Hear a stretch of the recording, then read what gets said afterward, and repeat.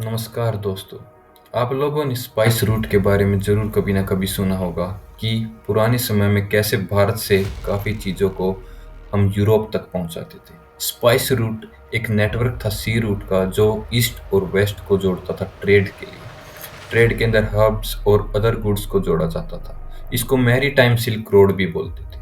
Spice route stretch था west coast of Japan से लेकर के आइलैंड ऑफ इंडोनेशिया और इंडिया से मिडल ईस्ट होते हुए मेडिटेरियन टू यूरोप तक। यह एक इतना महत्वपूर्ण रूट था उस टाइम पर जिस पे पूरा यूरोप डिपेंड था, क्योंकि यूरोप के अंदर हमेशा ठंड रहती है और जो इंडिया से स्पाइसेस और कुछ कॉटन जैसी चीजें जाती थी, यूरोप उस पे काफी हद तक डिपेंड था।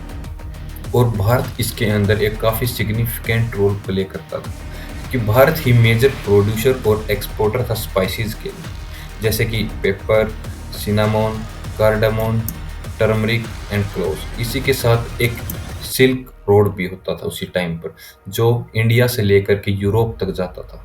बट उस टाइम पे क्या था, तुर्की के इस्तांबुल के अंदर वहाँ पे टैक्स लगता था उस ट्रेड के ऊपर। इसी वजह से यूरोप में काफ़ी ज़्यादा प्राइस हाई हो जाता था और लास्ट तक वो चीज़ें नहीं पहुँचती थी। तुर्की की इस मनमानी के कारण इस चीज़ को रोक दिया गया और यूरोप नए नए स्पाइस रूट ढूंढने लगा। उसी के तर्ज में कोलंबस भी निकले से यूरोप से, जो कि अमेरिका पहुंच गए और उन्होंने डिस्कवर कर दिया अमेरिका। तो एंशियंट सिल्क रोड से भी ट्रेड यूरोप के साथ होता था। लास्ट में पता चलता कि हर ट्रेड की इम्पोर्टेंस यूरोप से ही है, क्योंकि यूरोप के अंदर ही उस टाइम पर सबसे ज़्यादा इंफ्रास्ट्रक्चर ग्रोथ होने लग गया था और उन्होंने ही स्टार्ट कर दिया था हर जगह से ट्रेड करना। स्पाइस रूट की तरह सिल्क रूट भी ईस्ट और वेस्ट को आपस में जोड़ता था और यह सब एस्टेब्लिश हो चुका था 3000 बीसीई के आसपास। सो कोलंबस निकलते हैं, ऐसे ही वास्को डी गामा निकलते हैं यूरोप से इंडिया की खोज में, क्योंकि तुर्की के इस्तांबुल कुस्तुनतुनिया के अंदर टैक्स ज़्यादा बढ़ा दिया था और वहाँ पे मनमानी चलती थी कुछ ग्रुप्स की। इसी वजह से उन्होंने समुंदर के मार्क्स के बार बार हार के भी इंडिया को ढूंढ निकाला ट्रेड करने के लिए। सो ये ट्रेड इतनी ज़्यादा इम्पोर्टेंट क्यों है आज के टाइम पर भी? एक कंट्री की इकोनॉमी को चलाने के लिए ट्रेड इतनी इम्पोर्टेंट है और उस टाइम पे तो ट्रेड बहुत ज़्यादा इम्पोर्टेंट थी।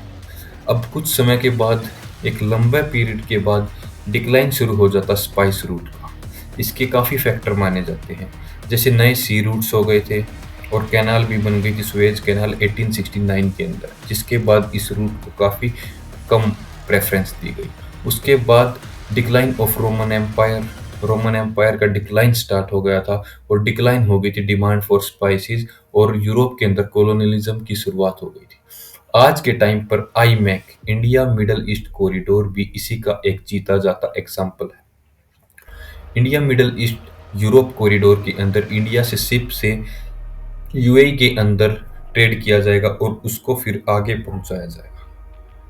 सो दोस्तों, यह ट्रेड का आइडिया भी फिर से यूरोप और इंडिया को बेहतर तरीके से कनेक्ट करने के लिए ही है, ताकि दोनों के देश के बीच में, दोनों कॉन्टिनेंट के बीच में एक काफ़ी अच्छी ट्रेड हो सके। यहाँ से शिपमेंट इंडिया से यूएई जाएगी बाय शिप एंड उसके बाद सऊदी अरब से इसराइल के हाइफा पोर्ट से यूरोप तक ग्रीस के थ्रू या फिर इटली के थ्रू जाएगी। इसके अंदर इंडिया, यूएस, सऊदी, यूनाइटेड आने वाले समय में यह भारत, पश्चिम एशिया और यूरोप के बीच इकोनॉमिक इंटीग्रेशन का प्रभावी माध्यम होगा। With a rail link that will make trade between India and Europe 40% faster. इस ट्रेडमार्क को इतनी इम्पोर्टेंस चाइना के BRI प्रोजेक्ट को भी रिजेक्ट करने के लिए दी जा रही है, क्योंकि चाइना हैवी लोन्स दे रहा है दूसरे जितने भी देश हैं उनको, और उनको अपने कर्ज के जाल में फंसा के मनमानी करता हूँ देश के अंदर जाकर के। यूएसए ने काफ़ी इम्पोर्टेंस दी G20 समिट के दौरान इस आइडिया को, क्योंकि यूएस चाहता कि वो चाइना को काउंटर कर सके इंडियन ओशियन में भी और मेडिटेरियन सी में भी। एज कम्पेयर टू चाइना, वो ट्रेड के अंदर अपनी मोनोपोली ही रखना चाहता है। इससे ट्रेड काफ़ी ज़्यादा बढ़ जाएगा इंडिया और यूरोप के कंट्रीज़ के बीच में। और कहीं ना कहीं दोस्तों, हमें वापस से फील हो रहा कि जैसे एंशियंट टाइम में इंडिया ट्रेड करता था यूरोप के साथ और इंडिया काफ़ी रिच इकोनॉमी था, वो ऐसे ही होगा। और geopolitics of the new India Middle East Europe corridor, UAE काफ़ी इंटरेस्टेड है इस प्रोजेक्ट के अंदर और साथ में इसराइल का भी कंट्रीब्यूशन है इसी प्रोजेक्ट के अंदर। ये जो प्रोजेक्ट है काफ़ी देशों को जोड़ के साथ में चलेगा और आगे देखना होगा क्या ये प्रोजेक्ट सक्सेसफुल हो पाएगा या नहीं, और इंडिया की जो इकोनॉमिक ग्रोथ है उसके अंदर ये काफ़ी लाभदायक होगा। Thank you very much.